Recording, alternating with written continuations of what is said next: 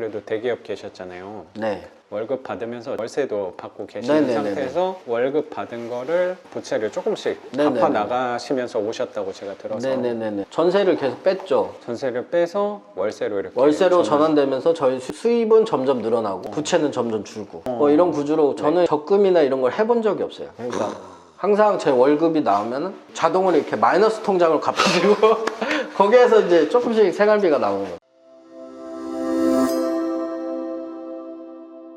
네. 그때는 회사원이었던 때였나 봐요. 그리고 네네. 대전에서 서울로 이렇게 출퇴근하고 네. 있었던 회사원. 그러면 그때는 유튜브도 하지 안 않으셨을 했죠. 때. 예. 갓 결혼해가지고 집도 한 채 있었고 그 집의 주인 세대에서 4층에서 살았고 일반적인 다가구 집주인 그 유형으로 사셨는데 네네네. 밑에는 세주고 탑층에 내가 살고 그 전까지는 다른 세입자들이 계속 살았었는데 네네. 와이프랑 결혼하면서 이제 좀 여유로운 삶을 살고 싶어서 대전으로 내려왔죠. 내려오면서 원래 서울에 계셨던 네, 거고 서울에서 계속 일을 한 7, 8년 정도 서울에서 일을 했고 그러다 이제 와이프를 만나서 와이프가 맞벌이를 안 할 거면 대전을 내려가서 내가 집이 있으니 주거비는 해결이 되는 거고 월세가 좀 나오니까 생활비도 어느 정도 해결이 되니 대전으로 내려가는 게 어떻겠냐 아니면 같이 맞벌이 하면서 서울 살래? 나 당연히 대전 내려가자.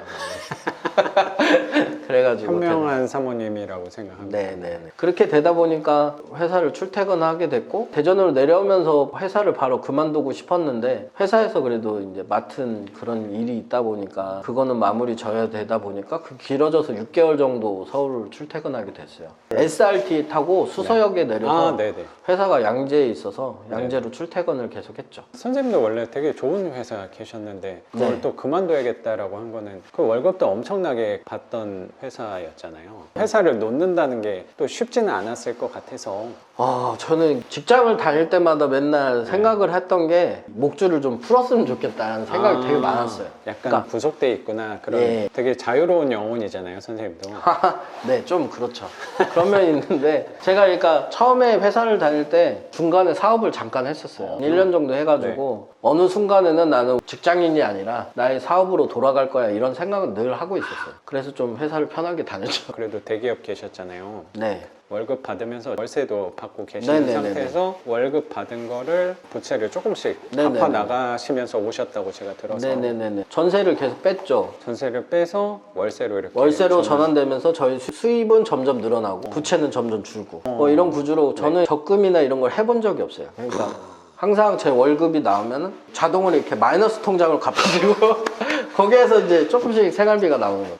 네. 제가 그렇게 살아가고 있는데 선생님도 잘 알겠지만 그렇게 생활하는 사람이 많지는 않잖아요. 네네네. 근데 선생님 같은 분이 또 그렇게 생활을 꾸준히 하셨다고 말씀을 하시니까 제가 되게 위안이 많이 되는 것 같아요. 저도 네. 정확히 똑같이 했거든요.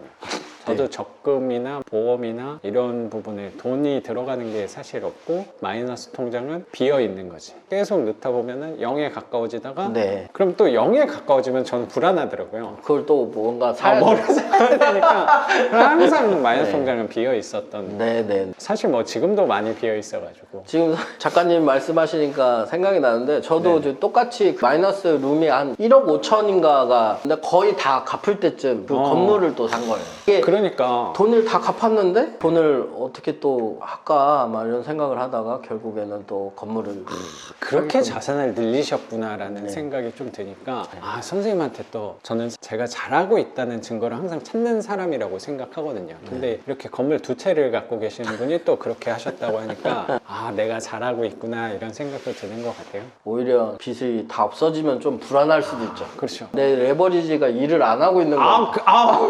나는 놀아도 되는데 네, 맞아요. 걔네는 일을 해야 되니까. 돈은 일을 해야 되고 잔고가 0에 네. 가까워질수록 네, 이제 네, 다음은 어디에다 또 써야 되나 네. 뭘 사야 되나 이 고민 때문에 저도 지난주에 낙찰을 하나 받은 거 아닌가 생각도 들어요. 0이 되면 마음이 편한 거는 있는데 맞아요.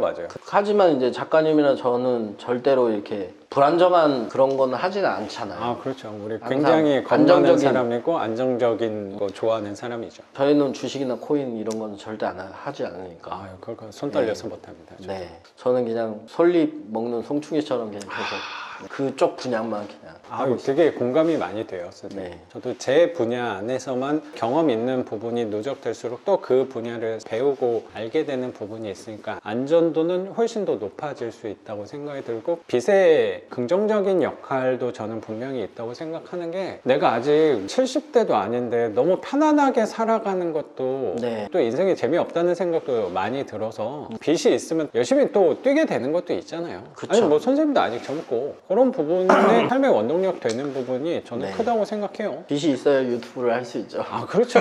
거기서 또 스트레스도 받고 고민도 하게 되는 거라고 생각해요. 네네. 근데 그 정도의 텐션이 없으면 인생이 무료해지더라고요. 맞아요. 저도 지금 딱 적당히 놀고 싶을 땐 놀고 일하고 싶을 때 일한다고 지금 생각은 하고 있거든요. 네. 근데 일이 없다 뭐 이런 거는 아예 재미가 없더라고요. 그게 아 나는 누워있고 싶어 놀고 싶어 한 몇 달만 좀 쉬고 싶어 이렇게 얘기하시는 분들의 저도 공통점이 뭐냐고 생각하냐면 한 번도 쉬어보지 않은 거예요. 아무것도 안 하면서 놀아보지 않아서라고 생각도 들거든요. 만약에 우리 나이 때 일이 없고 먹고 사는데 문제가 없다 그것처럼 재미없는 삶이 있을까? 맞습니다. 그러다 보면 재미를 찾다가 도박과 마약에 저는 빠지는 거라고 생각도 저는 조금 들어요. 네. 그런 막 연예인들 그런 데 빠지는 이유가 재밌을 게 없거든. 돈은 이만큼 맞아요. 있는데 그건 굉장히 슬픈 삶이라고 난 생각하거든요. 예. 정확한 게 제가 예전에 교수님이 제일기획에 다니셨는데 그분이 하신 말이 연예인 삶이 그렇대요.